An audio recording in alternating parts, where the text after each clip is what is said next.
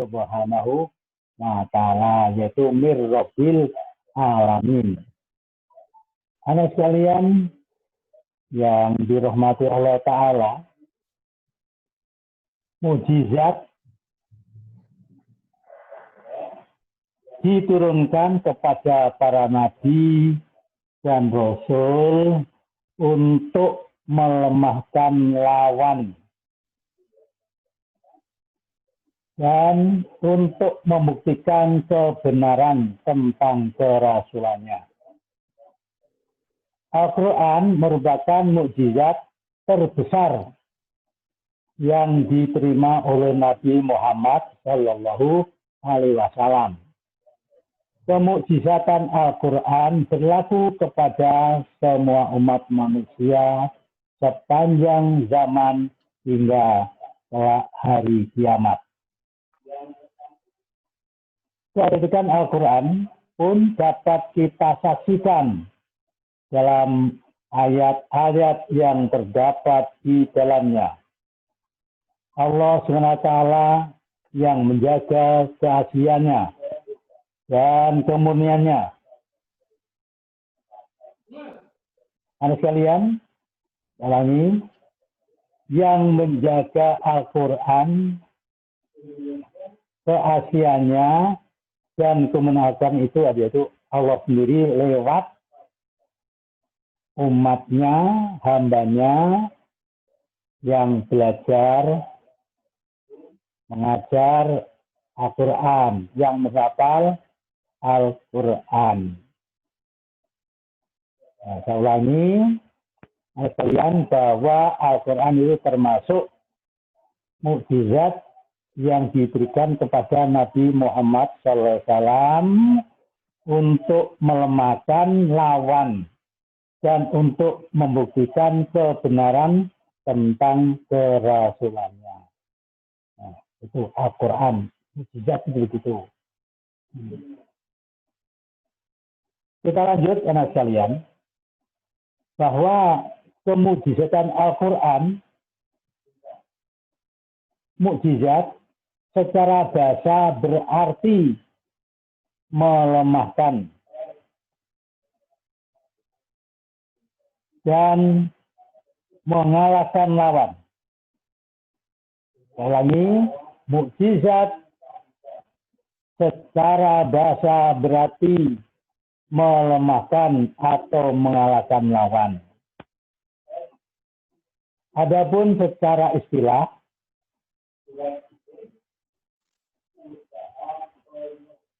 mana al-qatan, yaitu mendefinisikan mukjizat yaitu sesuatu yang menyalahi kebiasaan disertai tantangan dan selamat dari perlawanan.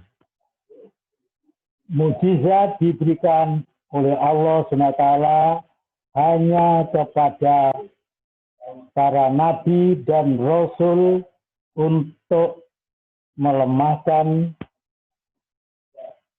umatnya yang menolak atau tidak mengakui kerasulannya.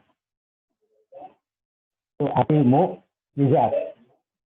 Nah, apa fungsi mukjizat itu?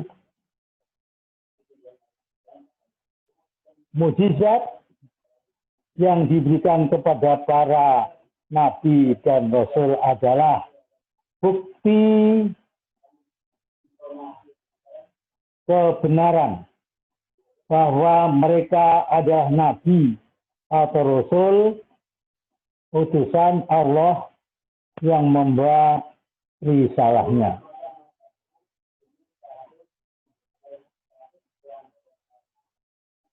Adapun tujuan diberikan mukjizat kepada nabi dan rasul adalah untuk melemahkan atau mengalahkan orang-orang kafir yang menentang dakwah dan tidak mengakui kenabian atau kerasulan mereka. Anak sekalian yang dirahmati Allah SWT, begitulah urusan Allah. Orang yang diberi keperluan Allah mesti dilengkapi oleh sesuatu yang lebih daripada yang lain. Nah, mungkin termasuk kita. Kalau kita sudah hebat, dipercaya Allah mesti dilengkapi. Yang dengan ilmu-ilmu yang lain dan sebagainya. Nah, anak sekalian, salah satu atau syarat-syarat suatu kejadian disebut mukjizat sebagai berikut. Satu, tidak sanggup dilakukan oleh siapapun selain Allah Subhanahu wa Ta'ala. Jadi mukjizat itu tak mempunyai syarat. Ya, bukan sekarang banyak orang dapat mukjizat, ya, bukan itu ya. Itu bisa karomah, bisa juga dipilih oleh Allah begitu, sehingga dia tambah syukurnya. Nah, ini mukjizat itu hanya dari Allah untuk para rasul. Sekali lagi, syarat suatu kejadian sebut mukjizat. Satu, tidak sanggup dilakukan oleh siapapun selain Allah Subhanahu wa Ta'ala. Kedua, menyalahi kebiasaan dan berlawanan dengan hukum alam. Ya, menyalahi kebiasaan dan berlawanan dengan hukum alam. Nanti insya Allah akan saya sampaikan apa yang berlawanan dengan alam itu. Yang ketiga, bukti kebenaran atas pengakuan seorang rasul. Yang keempat, diturunkan sebagai tandingan kepada lawan nabi atau rasul. Diturunkan sebagai tandingan kepada lawan nabi atau rasul. Yang kelima, tidak ada yang dapat membuktikan atau membandingkan dalam pertandingan tersebut. Nah, sekalian, mukjizat yang diberikan kepada para nabi dan rasul biasanya berkaitan dengan sesuatu yang dianggap unggul dan bernilai tinggi pada zaman tersebut. Pada zaman Rasulullah SAW, bangsa Quraisy menganggap syair sebagai sesuatu yang bernilai tinggi dan unggul. Orang-orang yang pandai bersyair memiliki kedudukan yang tinggi dalam tatanan masyarakat. Oleh karena itu, Allah SWT menurunkan Al-Quran sebagai mukjizat utama dari Nabi Muhammad SAW yang mengandung nilai sastra tinggi sehingga tidak ada yang dapat menandingi dengan membuat hal yang seperti dengan Al-Quran walaupun satu ayat. Anak sekalian, kata mukjizat yang dilekatkan dengan kitab Al-Quran bisa memiliki dua konotasi. Ulangi, mukjizat yang dilekatkan dengan kitab Al-Quran bisa memiliki dua konotasi. Pertama, lemahnya manusia untuk merumuskan suatu ungkapan atau kalimat yang dapat menandingi ayat Al-Quran, baik secara individu maupun secara kolektif.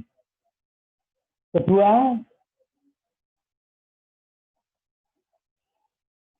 ia mempunyai sifat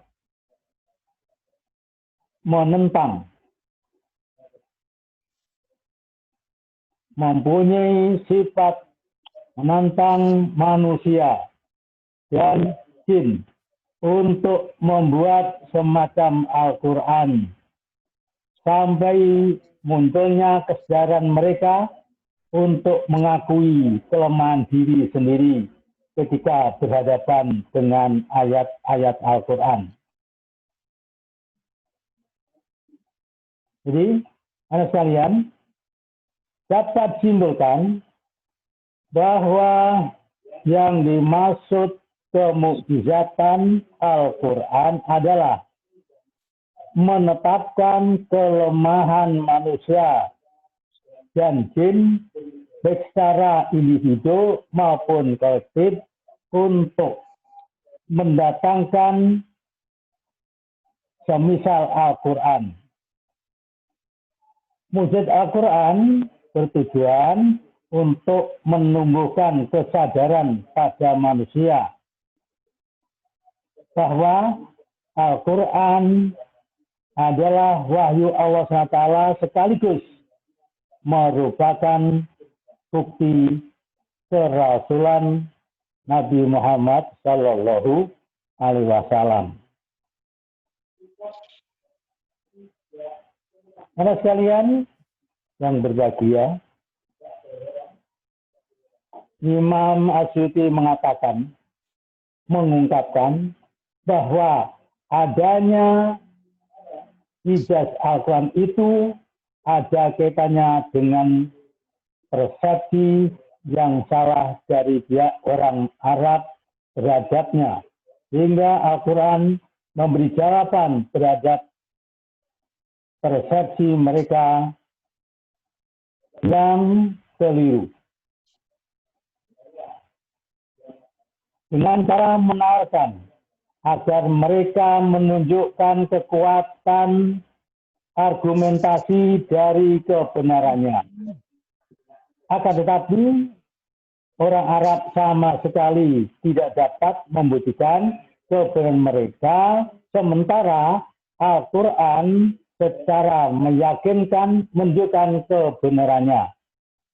Disinilah letak mukjizat Al-Quran itu. Kemukjizatan Al-Quran pada dasarnya berpusat pada dua segi, yaitu segi bahasa Al-Quran dan isi kandungan Al-Quran. Nah, bagaimana begitu, anak sekalian? Mari kita ikuti. Ya.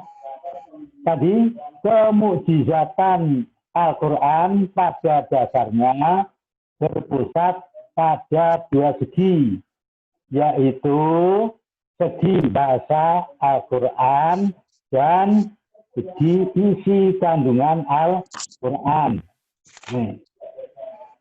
Yang pertama, anak sekalian, segi gaya bahasa atau uslub Al-Quran.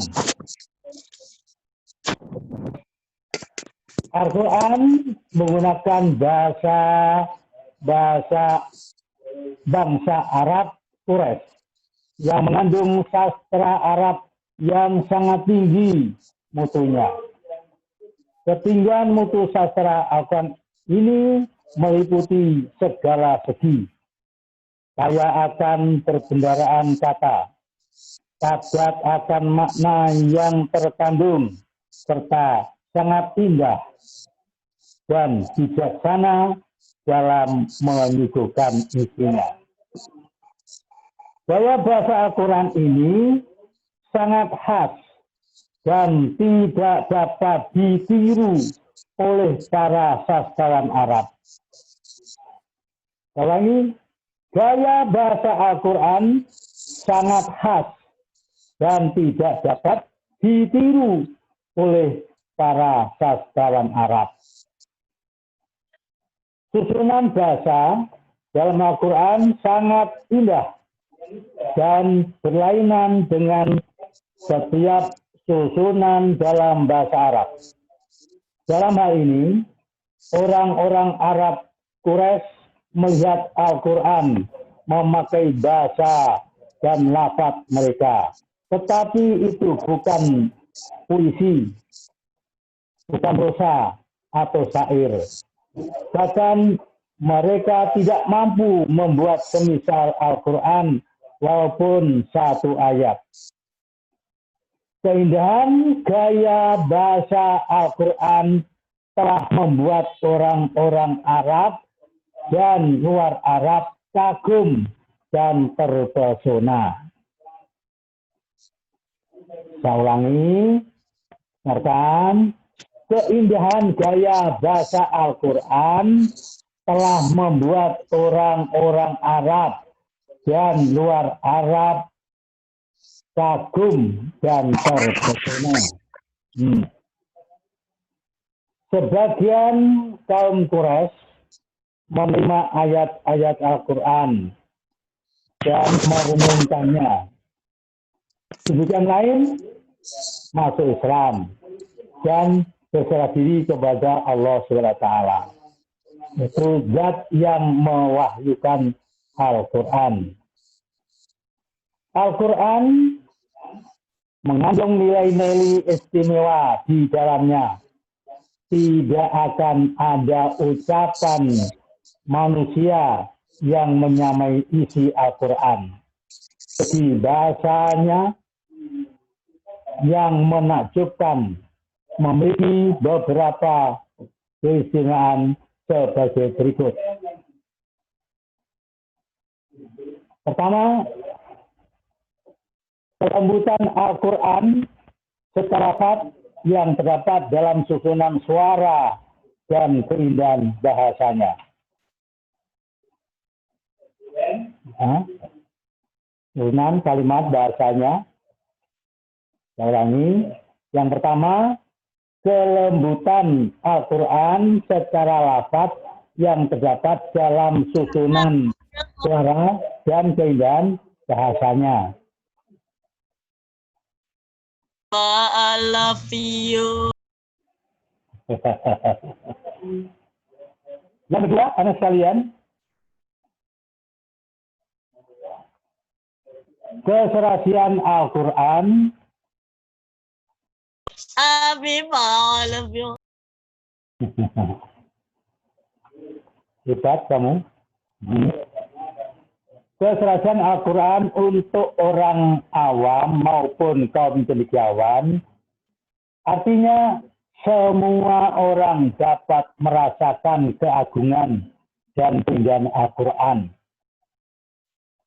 Yang berikutnya, yang ketiga, sesuai dengan akal dan perasaan.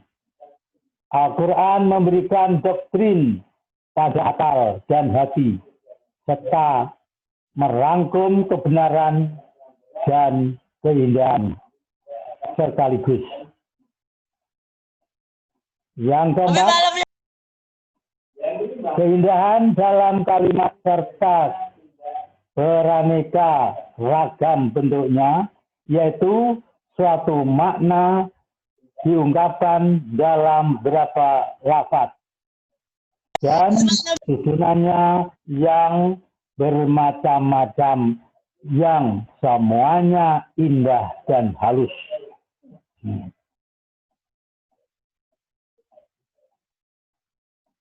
Yang kelima, Al-Quran mencakup dan memenuhi persyaratan antara bentuk global atau jemal dan bentuk yang terperinci.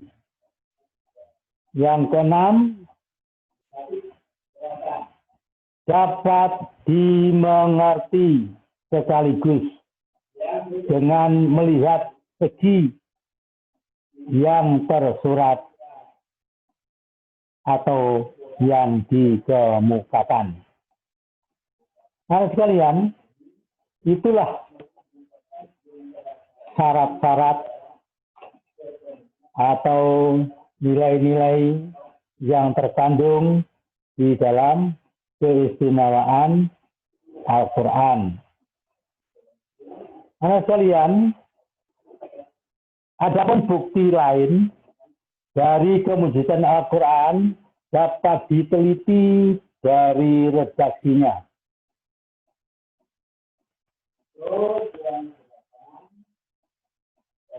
Abdul Razak Naufal dalam bukunya Al-Ijaz Al-Adab Al-Quran Al-Karim, kemujizatan dari segi bilangan dalam Al-Quran menyimpulkan sebagai berikut. Pertama, keseimbangan antara jumlah bilangan kata dan antonimnya. Contohnya, nomor 1, kata hayah. Ya,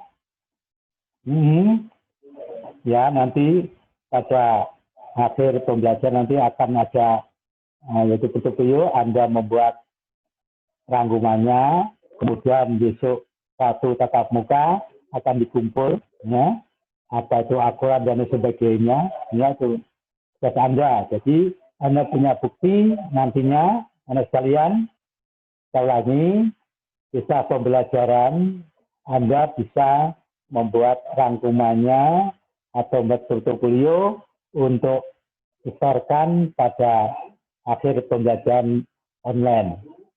Nah, itu tanda Anda mengikuti pembelajaran ini. Nah, Pak Mas sekalian, ya, tolong dilanjutkan. Mas sekalian yang berbahagia, di dalam Al-Quran banyak kata-kata yang sama. Ya. Jadi tadi saya katakan kata al-hayah yang berarti kehidupan dan al-maut atau kematian masing-masing sebanyak 145 kali. Kata al-hayah, hayat di dunia macam itu di Al-Quran itu, yang berarti kehidupan, dan al-maut berarti kematian, masing-masing sebanyak 145 kali diucapkan dalam Al-Quran. Yang kedua, kata anas yang berarti manfaat, dan al-fasad yang berarti kerusakan, masing-masing sebanyak 50 kali. Nah, berapakah Anda menghitung? Nah, dengan belajar ini mudah-mudahan Anda bisa menghitungnya. Nah, yang kedua, yang tadi pertama, yang kedua, keseimbangan antara jumlah bilangan kata dan sinonim atau makna yang dikandungnya, ya, yaitu kata al-harf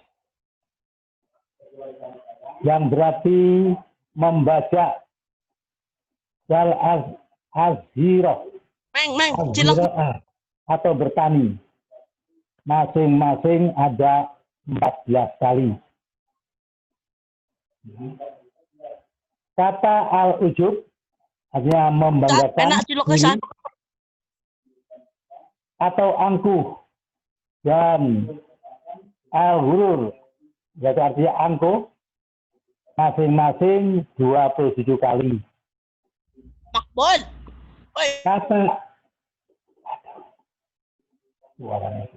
Kata ad-dalun yaitu orang sesat, dolin gitu ya, dolun, dan al-maut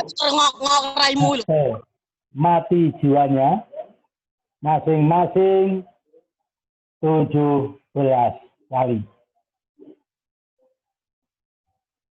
Kemudian keseimbangan antara jumlah bilangan kata dan jumlah kata yang menunjuk pada akibatnya, contohnya yaitu satu, kata al-infak artinya menafkahkan, dan kata arido atau kerelaan masing-masing 73 kali. Al-bukhul yang artinya kikir dan al-hasrah yang arti penyesatan masing-masing 12 kali. Kata al-kafirun artinya orang-orang kafir dan an-nar neraka masing-masing 154 kali. Karena sekalian, keseimbangan antara jumlah bilangan kata dan kata penyebabnya. Pertama, kata al-isrof, pemborosan dari kata al-isrof yang berarti pemborosan dan al-surat. Sandi, wes ganteng kowe.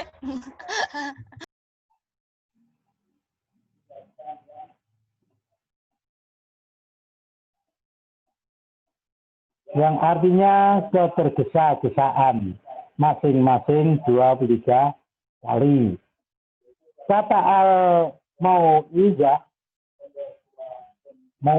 gitu ya.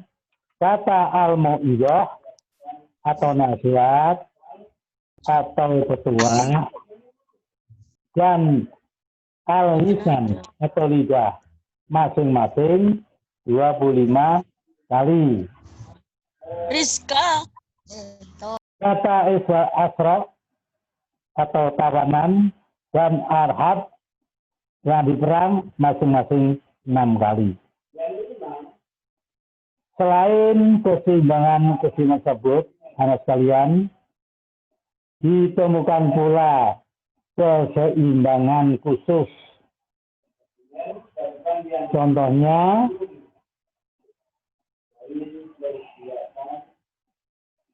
kata yaum yang berarti hari dalam bentuk tunggal sejumlah 365 kali sesuai jumlah hari dalam setahun.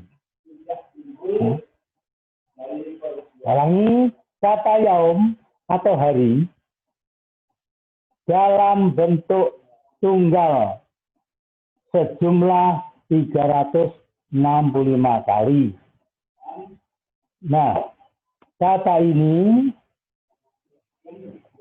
sesuai dengan jumlah kata dalam setahun.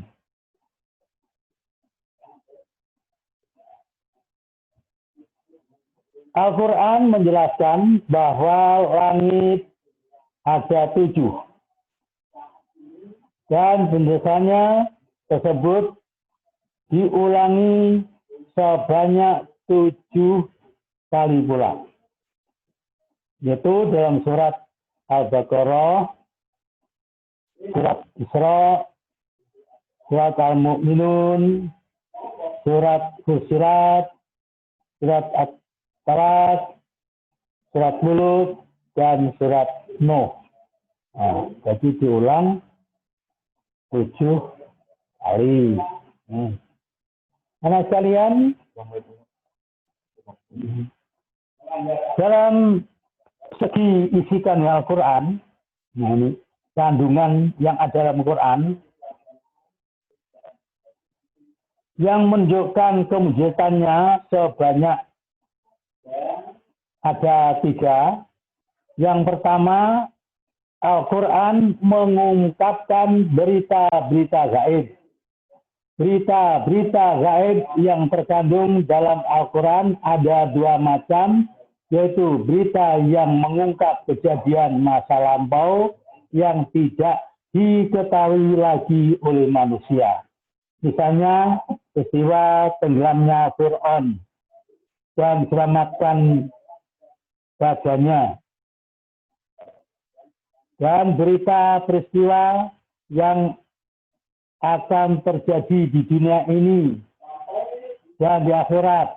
Misalnya berita kemenangan dan perangan Badar. dan ramal Al-Quran tentang kemenangan atau kerajaan Romawi dalam peperangan melawan kerajaan Persia. Dalam sejarah tercatat pada tahun 624 Masehi, yaitu 7 tahun sesudah ramalan Al-Quran. Yang kedua, kemujizatan Al-Quran dalam ilmu pengetahuan, yaitu ungkapan Al-Quran tentang isyarat ilmu pengetahuan yang dibuktikan oleh penelitian para ahli dibandingkan yang kedua tadi, kemujizatan Al-Quran dalam ilmu pengetahuan, yaitu ungkapan Al-Quran tentang isyarat ilmu pengetahuan yang dibuktikan oleh penelitian para ahli di bidangnya. Misalnya perbedaan sidik jari manusia, kejadian alam semesta, penyerbukan tanaman oleh angin, dan lain-lainnya. Yang ketiga, Al-Quran sebagai kitab suci yang terakhir berisi lengkap tentang hukum-hukum dan undang-undang yang bersifat universal, mencakup seluruh kehidupan manusia, dan Al-Quran sangat sempurna, mencakup pokok-pokok atau prinsip-prinsip ajaran dalam kitab yang terdahulu, yaitu Taurat, Zabur, dan Injil. Bahkan dalam bentuknya yang sempurna. Hal ini sesuai dengan kenyataan bahwa agama Islam yang dibawa Nabi Muhammad SAW merupakan puncak kesempurnaan dari agama Allah yang diwahyukan kepada para nabi-nabi terdahulu. Anak sekalian, itu yang dapat kita sampaikan tentang kemukjizatan Al-Quran. Sampai begitu hebatnya, kita dan harus yakin dan iman, itulah Al-Quran. Demikian, akhirnya tutup dengan ucapan Alhamdulillahirabbil alamin. Assalamualaikum warahmatullahi wabarakatuh. Waalaikumsalam warahmatullahi wabarakatuh.